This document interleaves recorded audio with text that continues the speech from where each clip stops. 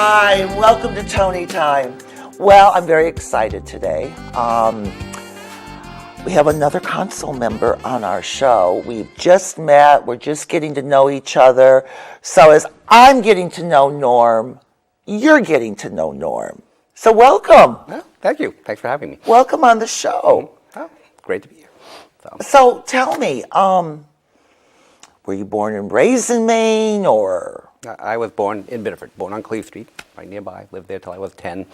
Then my parents bought a house. We lived in an apartment down there. So I'm a Biddeford resident. Lived in Biddeford my whole life, except for when I went off to college and law school. Then when I moved back to Maine, we lived in Windham for about 7 years before we moved back.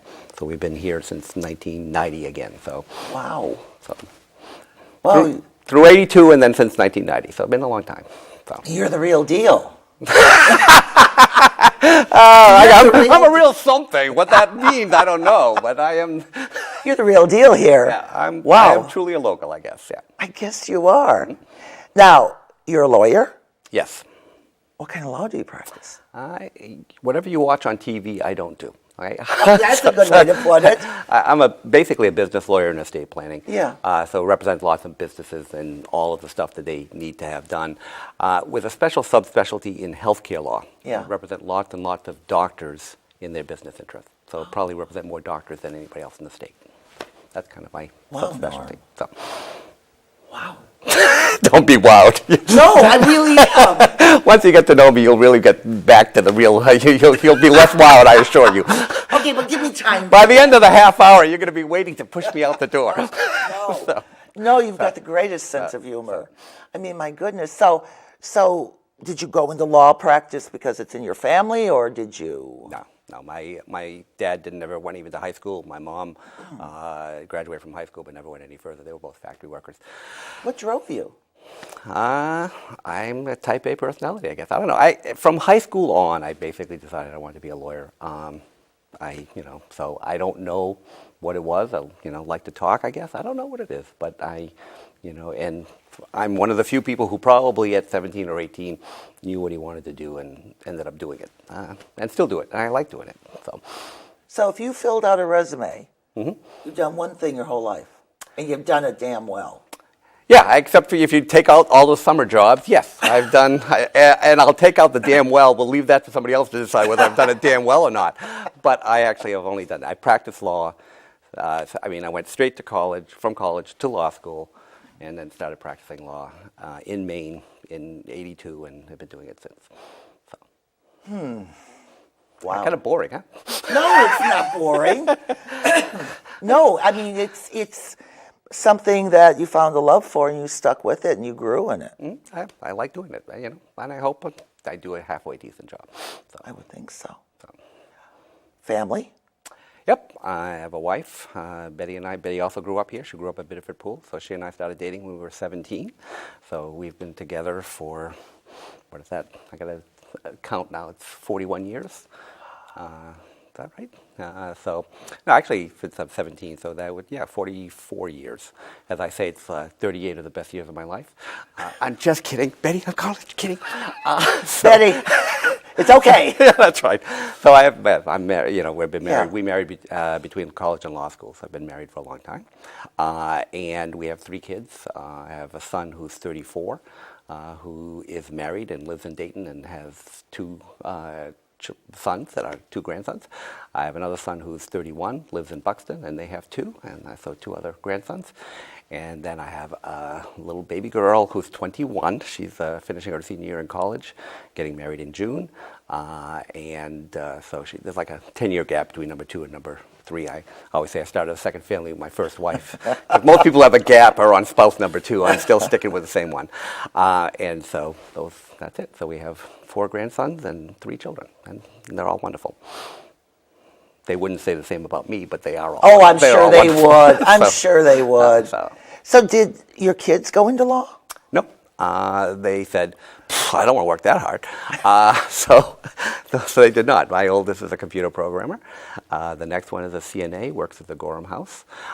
And my daughter is going to be taking elementary ed and wants to come back to Maine and teach about 4th, 5th grade, somewhere around there. So. Boy, and your mother-in-law, Yes. Laura McKinney. Hi, Laura. Love you. It's your mother-in-law. My mother-in-law, yeah, my father-in-law passed away. He was Bill McKinney was a Yeah. teller at the bank. My dad's still alive. He's 88, and my mom's passed away. My dad has been remarried and lives on Levi Lane now, the little development at the end of Granite Street and West Street, and he's doing great. Wow. So, It's like a movie. yeah, Leave It to Beaver. More like a 50s sitcom than it is. So I can't convince my wife to wear high heels and pearls while she does stuff around the house. Oh, you can't. Oh, I can try, though. Betty. Yeah, I mean, who? Donna Reed. Donna Reed. Oh, Betty loves Donna Reed, but she loved the Donna Reed show, too. Oh, I do too. I mean, the hair and then the Yeah, pearls. perfect. Yeah, she's perfect. Perfect. The perfect family, right? Oh my God, Norm, my goodness. So now, with all this going on, what do you do for fun, for hobbies? What do I do for fun, for hobbies? One, sleep, if I can. Yeah, that can be a good hobby. No, that actually hobbies. I actually brew beer. I'm a home brewer, yeah. And much to the chagrin of my wife, I converted our freezer into what they call a keezer, which is a 4-tap homebrew kind of kegerator. They call it a keezer because you make it out of a freezer rather than out of a refrigerator. That's why they call it a keezer? Keezer, yeah. So it's like a kegerator freezer, so it's called a keezer. Very close to geezer, which I am as well, but that's another story entirely. No. Yeah. So that, and then we have a camp in the Belgrade Lakes region, so we like to go boating and canoeing and swimming. We used to camp a fair amount when the kids were little, so go camping and hiking and that sort of stuff. See, you look like the type of man that would do that. I'm not sure what that means. No. You look very healthy. Good. No. That's just the redness, the high blood pressure from the stress. No. I mean, you look like the type of man that would just enjoy his family. Oh, I love my family. And enjoy anything that is put in front of you, wouldn't deter you in any way. You would just have fun with it. I do, and I love my grandsons. You know what they say, that your grandchildren are the gift that you have for not killing your children when they were teenagers, and it's true. My grandchildren, my grandsons are just wonderful. I love having time with them. What do you do with your French grandkids? Canadian. No, well, I'm Pepe, so they're only 4, 3, 2, and 7 months old. Okay, so what do you do with them? I play with them. I read to them. I throw them up in the air. We go running. We go walking. We do whatever. I come through the door and they know that the goofy man is here, so we'll play with them, toss them around, and joke around with them, and that's just fun. And I'll hopefully be doing different things with them as they get older, so until they realize how boring I really am, and then they'll move on to somebody else. Oh, they won't. I mean, they're just, as they get older, they're going to find, I'm sure they love you and appreciate you now, but. Yeah, they're great little kids, so all boys. So. Wow. See, this is a whole foreign life to me.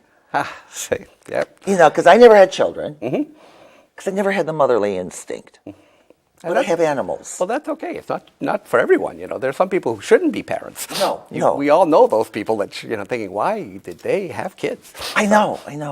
I mean, I always said to friends that if I were to have children, they would be in therapy their whole life. Because I would just worry and love them too much. So it's better off I didn't have them. See, I always told the boys, I said, you should appreciate me as a parent. I'm screwing up, and if you don't do well in life, you can say, I had no chance I had a dad like that. Yeah. And if you do well, you can say, I did well in spite of having a dad like that. So either way, you're ahead. I love your logic. That's my philosophy. So I could screw up as a dad and not worry about it because I thought I was doing him a favor. I love your logic. It works. It works. It works in Norm world. That's right. It's a rationale or logic, depending on which way you want to look at it. Yeah, it works for me. Exactly, because I always say it works in Tony world. That's right. It's all that matters, right? It's all about it. That's the world we walk around in. Our own world. So. I know. Well, for example, Phil that works over at City Hall. Yep. So the room I sit in. Right. I said, can I paint this room? Phil looked at me like. Why would you want to, right? Said, well, it does need painting. And he said, no, I'll get it done. I said, no, I can do it. Because I like doing that. I said, I'll clean and, no. I like my work done professional. I think you've just been insulted. I think I was. And I said, okay. Now, all these books over here, I was told they're going to go into archive. But if they don't, I'm going to buy a black sequin curtain and put a curtain rod up. And you should have seen the fear on his face.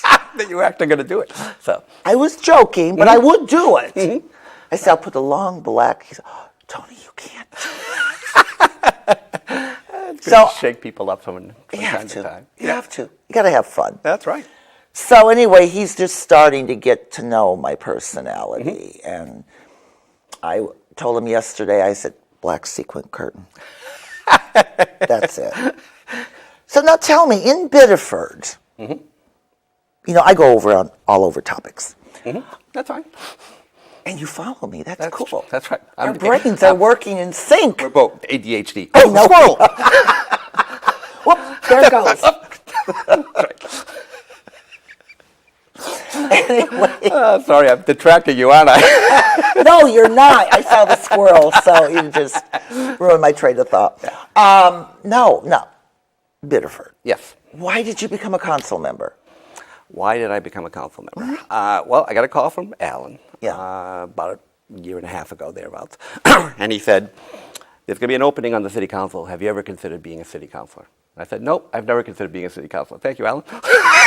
and you were ready to hang up? Yeah, I was ready to hang up, but I knew he wasn't going to let me. Yeah. So he asked if I would do it. And I spent a couple of weeks kind of soul searching as to deciding, should I be doing this or not? Yeah. But like I tell you, Biddeford's home. It's where I grew up.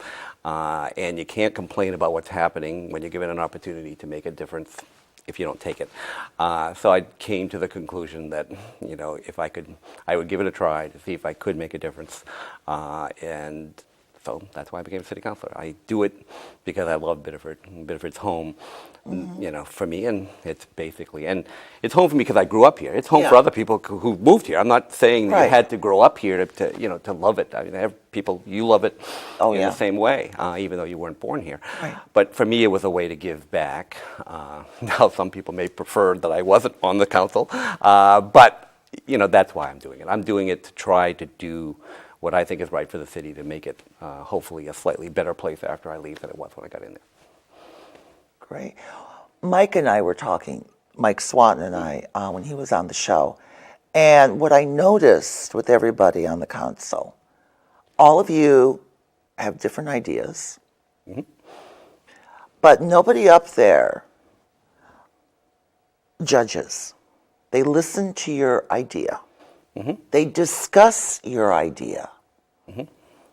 And that, I think, in today's age, that's a rare commodity. I think politics has become way too personal, and one of the things that made it easier for me to join this council, it is a very collegial group. We don't. I mean, there are people who are diametrically opposed to what I think, from a policy standpoint. Yeah. But we all enjoy each other's company. We all respect one another, which is the way it's supposed to be. Yeah. And at the end of the day, you win, you lose, whatever it is. You've given your shot. You told them what you thought. When I lose, it's probably because I was wrong. Who knows? If I win, I probably was wrong. Who knows? But this group really operates the way politics is supposed to work. I think like it used to in many. I mean, Orrin Hatch and Ted Kennedy were like diametrically opposed in the Senate, but they were good friends. Yeah. And that's what it shouldn't be personal. It shouldn't be if you disagree with me, it's because you're a bad person. Right. It shouldn't be because you disagree with me, it's because you're an idiot. In my case, I probably am an idiot, but many cases it's become that. You can't divorce the opinion from the person, and you basically, it's like anthropomorphizing an animal. You put in words like a dog, like they're talking to you. You take a politician and you assume that if they disagree with you, it's because they're bad or they're evil or they're have some sort of misdeed. This group doesn't operate that way. No. They really do respect one another. They do listen to one another. I mean, I have sat there and, come in with one opinion and change my mind while sitting up there based upon what other people have said.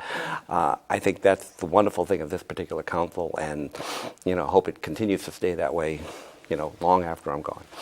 No, I mean, I've noticed that up there. I mean, there are people on the console that have a strong point of view, and everybody listens. And you're right. I think today's politics or all the stuff going on out there, it's all on emotion. That's exactly right. Nobody respects. I remember the days when you could tell your opinion over lunch with a friend. You weren't judged. Yeah. And you were respected as you respected them for their opinion. I haven't seen that. That hasn't been around for a while, but I think hopefully that day is coming back again, because I do think you see a great deal of disgust with politics because of the fact that it's become so personal. And hopefully that transforms itself into people who are going to act more collegially, that you're going to have people, that we elect people who basically don't take that kind of personal approach. So hopefully there's a day that'll come. Yeah. I don't see it on the near horizon, but hopefully on the, if it could work in Biddeford, why can't it work elsewhere? Absolutely. Since we don't really know each other, I owned a talent agency for many years nationwide. And I acted and modeled and did all that before I opened up my own company. And I was always going to a lot of events. And I went to an event when Tavern on the Green in Central Park was still there. Wow. And it was for an opening of a movie with Sony. And I was sitting at this big table. Ivana Trump was there, the ex-wife, sitting across from me. Donald walked in, sat down at the table.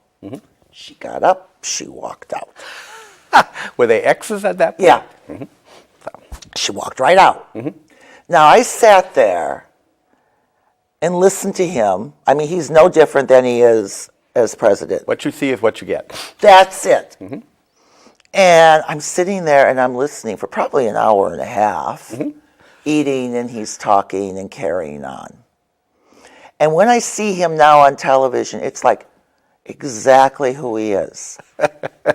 Fast forward and nothing has changed. Nothing has changed. Which is fine. That's what he thinks. That's his opinion, whatever. But every time... For some people that's good, for some people it isn't. Right, exactly. So. And it's fine. But every time I see it, I think, yep, you're still the same. And you still have that hair. And you still have that hair. And have you noticed it's getting lighter and lighter? It's getting lighter and lighter, that's right. Yeah, I think he's out in the sun too much. But... We won't go there. This won't go. Conversation could take on it become the political talk show, and that's not really what the purpose of this is. No, not at all. Not at all. But, you're right. I mean, those days of just respecting someone else's opinion, and I see it on the console. I mean, I see you guys go head-to-head sometimes. Yeah. And we have strong opinions, and we make them clear.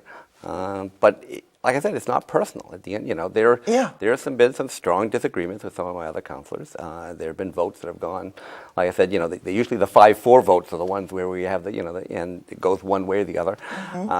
But I respect every single one of them. I think they're all there doing the job for the right reason, because they want to help the city. And that when they say something that I think is absurd, I think it's wrong, I still listen to it because I respect them as a person, and therefore I think there's got to be a reasoning behind theirs. I may disagree with their reasoning, but it's heartfelt, and I can't dismiss a heartfelt belief, and I won't dismiss a heartfelt belief. I may disagree, I may vote against them, but I'm still going to respect their position that they hold. You know you're a good guy. Well, you might want to ask some of my friends and see if they agree. I think you're a good guy. Or my enemies, I guess, and see if they agree. So, but no, I see that up there. I mean, now when I'm there with my camera and I zoom in on you, please pull up. Don't zoom in too close. I'll do the Lucille Ball lens, with the Vaseline on right. it. That's exactly right. If you could do some sort of... Or actually, it might be funny if you just use a fisheye lens or something and make my face distorted or something while you're doing it. Oh, no. But when I'm sitting there and everything's tense and you're about to talk and I see you push the button and I go over, you are so cool. Like Mike Swanton will just sit there. You sit there like this, and you listen. And I watch you look back and forth. I am listening. I know you are. It's important. I know you are. I see it. And when you speak, it's like you zero right in on that question. There's no frills. I don't like to hear myself talk, so I'm going to try to limit it as much as I possibly can. No, but you get right there to the point. Training. That's part of the legal Yeah, training, I think. yeah. But I mean, it's like I'm learning your mannerisms, like Mike's mannerisms, and this. So I know now, without even looking, where to move that camera at the right time. Or I've learned about you too in my little room. The woman behind the curtain. That's right. Ignore that woman behind the curtain. I have learned that if there's a certain You question. tell me I'm like the scarecrow. If I only had a brain, I'm going to... If I only had a brain. Sorry. No, the Tin Man. I have no heart. That's what you're telling me. No, that's the lion. The lion is courage. Right. Scarecrow has no brain. Tin Man has no heart. Oh, I didn't mean that. Well, maybe I'm a combination. I'm a You have a heart. cowardly, heartless, brainless person. Or maybe I'm Toto. And Toto too. Down the yellow brick road. That's right. So, yes, when you're in the room, I apologize. No, I no. keep on detracting you here. No, you're not. You're not. No, Okay. I can get back on track real quick. Okay. But I know now when there's a question, and I don't know how your mind works completely yet, but Be a bizarre place to be. that's what I say about my brain. You don't want to be in there. That's right. I know you're going to ask something. It's like, okay, Norm's going to do it. So I'm going to go over to you because I know, and I've been right 100% of the time so far. So far. I'm predictable then. Well, no, it's just like I'm learning how all of your brains work. Does that sound right? Yeah, it's kind of like a poker tell, right? We all have a tell. You do. You know, we do. You do. And our new council member, Amy, yep. Amy, she's going to be really good. Well, she's wonderful. She's already really good. And yeah. I think it's going to, she's going to add the I mean, I'm sorry that we lost Victoria. I know. Victoria was But, great. for the reason for her, and I wish she was still there, but I'd like to have both. I know.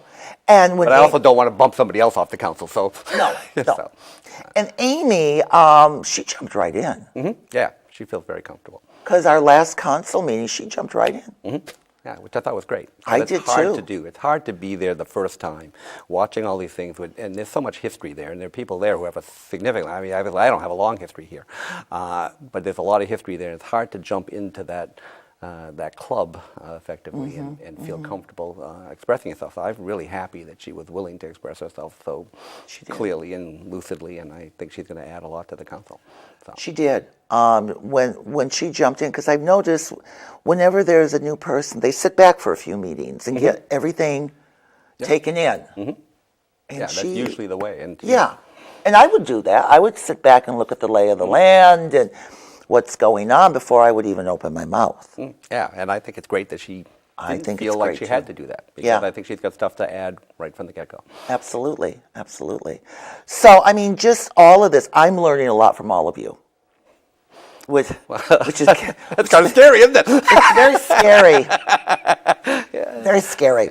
But like a week ago, we had Jim Beaudry. Yes. Now, I know Jim. Yeah, I know Jim from growing up as a child. Betty grew up at Bedford Pool, and they were at Bedford Pool, and his daughters went to school a little bit after us. So. And I didn't know Jim was coming in for an award. And I'm looking at, I always at the beginning of the meetings look at the audience, who's here. And I see Jim Yeah. and his family. Yeah, it was great to see him. Great that he was there. He's 92? Yeah, and he deserves the honor that he got. Yeah.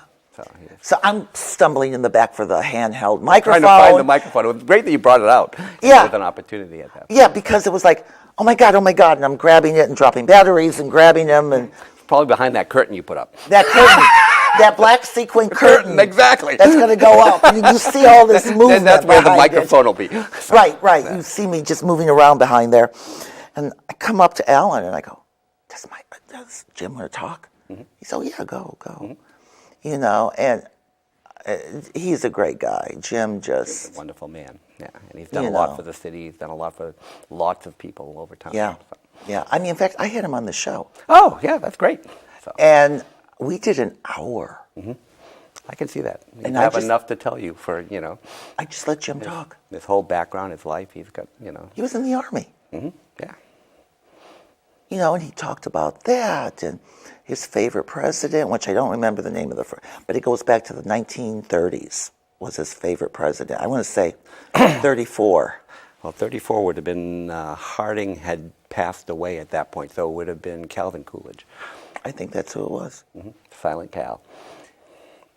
Yep. Where the joke about Calvin Coolidge is that someone sat beside him, they made a bet. He said, Mr. President, I have a bet that I can get you to say more than 2 words. And President Coolidge turned to him and said, you lose.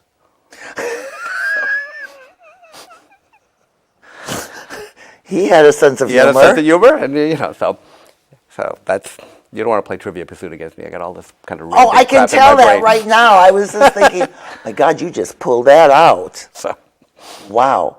So, going back a bit, going to college in Boston, yep. why didn't you stay in Boston? Why didn't I stay in Boston? Well, we thought about it. I went to Harvard. I hate saying it because I don't want to sound like an egotist. I went to Harvard. Yeah. When I went to Harvard, no one in memory from Biddeford had ever gone to Harvard, so it was a real kind of a shot in the dark. I never Yeah. known. I'm sure people had gone before me, but not in recent memory. So I went there for 4 years. I ended up getting into Harvard Law School as well, so I went there for 3 years, as I call it, Preparation H. That's what I was doing. And anyway, so I worked between my second and third year of law school. I worked at a firm in Boston.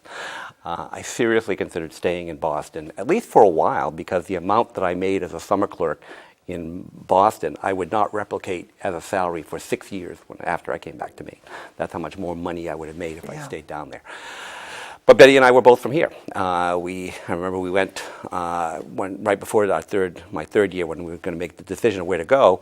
We went away on October to camping in Vermont and talked, what do we want from life? And at that point in time, if you didn't start practicing law in Portland, it was very hard to come in laterally.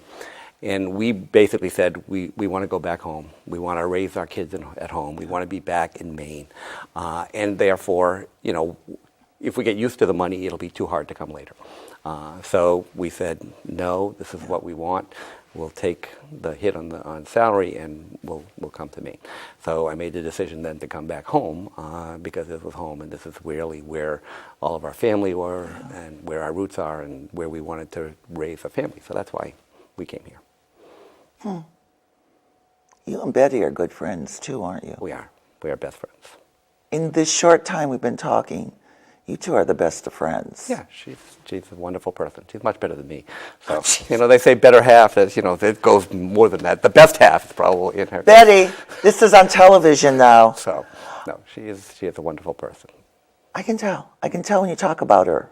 Yeah, Your eyes gleam. Yeah, she is like the love of my life, So that's truly the case. So, I just got chills on that one. sorry, I don't are know we what I gonna would cry do now? without her. Huh? I don't know what I would do without her. So. I know. Wow. Okay, Betty, you're a lucky woman. So, we're running short of time, but I haven't asked you, are you an only child? No, I'm one of 4. And you'll be surprised to know that I'm not the first. I'm not the oldest. I'm the third. I have an older brother. I had an older sister who unfortunately passed away from colon cancer. And then I have a younger brother. So I have a brother who's 4 years older. I have a brother who's 4 years younger. And then I have a sister who is 2.5, almost 3 years older. So, Wow. so I don't know why I thought you were an only child. I don't know. I probably have that overachiever part of me, like many older children. I don't know. Because I'm an only child, so it's like... Yeah, it's unusual, being the third. Or in Biddeford, as you would say, the turd. But anyway. But isn't that considered the middle child? Yeah, I guess it's the middle child, the forgotten child. Oh my God. All you kids out there who are the middle child, look at what you can achieve. Yeah. Or what you might want to avoid. One or the other. You make your choice. Oh, God. Norm, this has been great, but we just ran out of time. Well, it's good. I'm glad it came. I hope you had fun. I did have fun. So. It didn't hurt, did it? No, it did not. It was not painful. So the other counselors should come in and do the same. I think they should, too. I think they should. But thank you so much for taking the time. Thank you for having me. I really appreciate it. All right. Well, I'm glad to be. And you look for that black sequin curtain in my I will. little I will room. be looking for your little room. Because if Phil doesn't do something soon, It's going up. it's going up. Fair enough. And I want to thank everybody for, Laura, darling. You take care of yourself. We've been talking about you. Miss you, love you. So I'm thinking of you. And I want to thank everybody for watching our show today. And we'll see you soon. Bye-bye.